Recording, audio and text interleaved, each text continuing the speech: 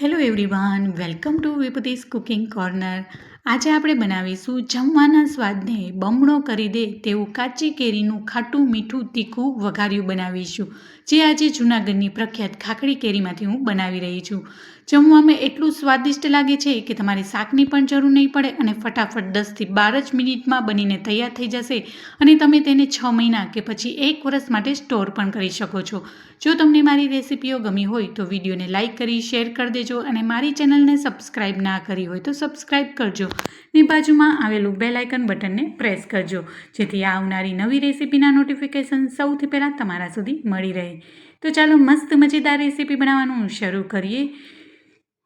ખૂબ જ ટેસ્ટી એવું ખાટું મીઠું તીખું વઘાર્યું બનાવવા માટે અહીંયા સૌથી પહેલી જૂનાગઢની પ્રખ્યાત ખાખરી કેરી લીધી છે. અહીંયા 7થી 8 નંગ જેટલી કેરી છે અને વજનમાં જોઈએ તો 300થી 400 ગ્રામ જેટલી કેરી લીધી છે અને કેરીને પહેલેથી જ પાણીથી સારી રીતના ધોઈ લીધી છે.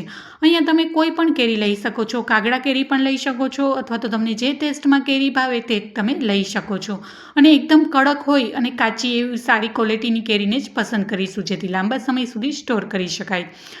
હવે આપણે કેરીમાં રહેલી છાલને આવી રીતના ચાકાની મદદથી કાઢી લઈશું અને તેને નાના એવા ટુકડામાં સમારી લઈશું. અહીંયા હું લાંબા સમય માટે સારું રહે એટલા માટે હું છાલ કાઢી અને ડાયરેક્ટ જ કાચી કેરીના ટુકડા કરીને વઘારીશ. અહીંયા તમારે આ કેરીને બાફીને બનાવવું હોય તો છાલ કાઢવાની જરૂર નથી, પણ બાફીને તમે બનાવશો તો તમે 10થી 12 દિવસ કે પછી 15 દિવસ માટે જ સ્ટોર કરી શકો છો. એમાં બાફીને લેવાથી તેમાં પાણીનો ભાગ હોવાથી તમે આ તમારું વઘાર્યું છે એ લાંબા સમય સુધી સારું નહીં રહે. માટે બની શકે તો તમે આવી રીતના ડાયરેક્ટ જ કાચી કેરીને ટુકડા કરીને વઘારશો તો લાંબા સમય સુધી સારું પણ રહેશે અને ફૂગ પણ નહીં થાય. એટલા માટે અહીંયા બધી જ કેરીને છાલ કાઢી અને નાના એવા ટુકડામાં સમારી લીધી છે અને ચાકુથી વચ્ચેથી કટ કરી તેમાં રહેલી વચ્ચે ગોટલીના ભાગને દૂર કરી અને તમને યોગ્ય લાગે તે રીતના નાના કે મોટા ટુકડા સમારી લઈશું.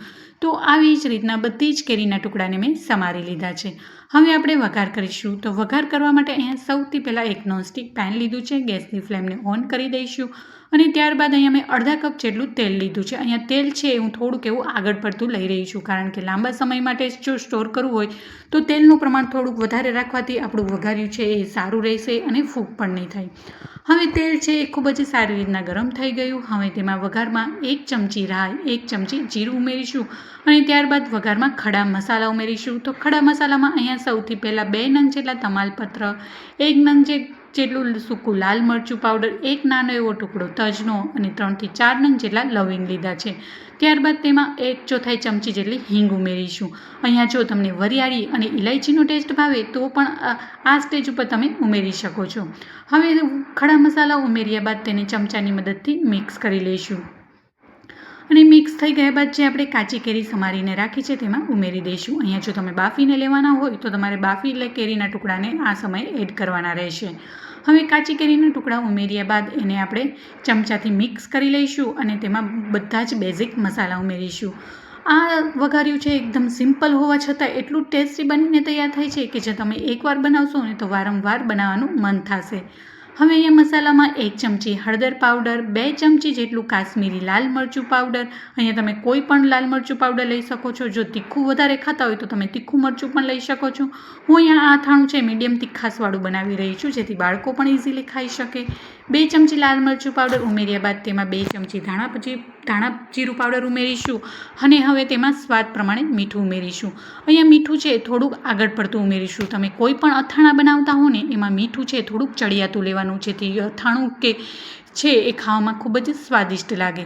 હવે બધા જ મસાલા ઉમેર્યા બાદ તેને ચમચાની મદદથી સારી રીતના મિક્સ કરી લઈશું. અહીંયા આપણે કેરીને કૂક કરવા માટે પાણીનો જરા પણ ઉપયોગ નથી કરવાના.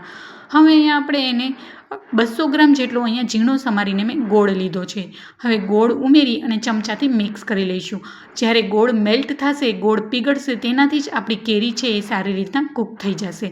હવે ચમચાની મદદથી મિક્સ કરી હવે તેને ઢાંકણ ઢાંકી કેરી સોફ્ટ થાય અને ગોળ ઓગળે ત્યાં સુધી એને 3થી 4 મિનિટ માટે કૂક થવા દઈશું. અહીંયા તમે જોઈ શકો છો મેં જરા પણ પાણીનો ઉપયોગ નથી કર્યો, તો પણ આપણી કેરી છે મસ્ત સોફ્ટ થઈ જશે અને મસ્ત બનીને તૈયાર થશે. હવે આ સ્ટેજ ઉપર હું ઢાંકણ ઢાંકી દઈશ. 3થી 4 મિનિટ માટે કૂક થવા દઈશું. હવે 3 થી 4 મિનિટ બાદ તમે જોઈ શકો છો ગોળ છે બધો જ સારી રીતના મેલ્ટ થઈ ગયો છે, પણ કેરી છે એ વધારે સોફ્ટ નથી થઈ. એટલે ફરીથી હું ઢાંકણ ઢાંકી 3 મિનિટ માટે હજી એને કૂક થવા દઈશ. હવે 3 મિનિટ બાદ તમે જોઈ શકો છો આપણે મસ્ત એવું કલર પણ મસ્ત આવી ગયો છે અને આપણો ગોળનો બોરો પણ મસ્ત બની ગયો છે અને મસ્ત ઘટ્ટ થઈ ગયું છે. હવે આવી રીતના ચમચીની મદદથી કટ કરીને જોઈએ તો મસ્ત આપણી કેરી છે એકદમ સોફ્ટ બની જાય છે અને તરત જ તૂટી જાય છે.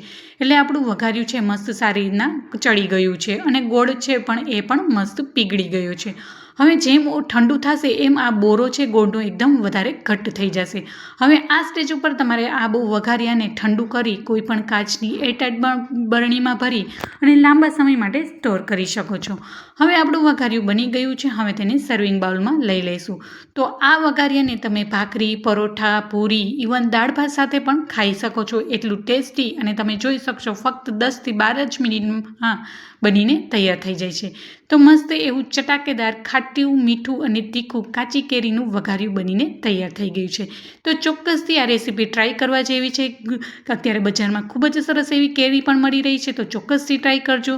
જો તમને મારી રેસીપીઓ ગમી હોય તો વિડીયોને લાઇક કરી શેર કરી દેજો અને મારી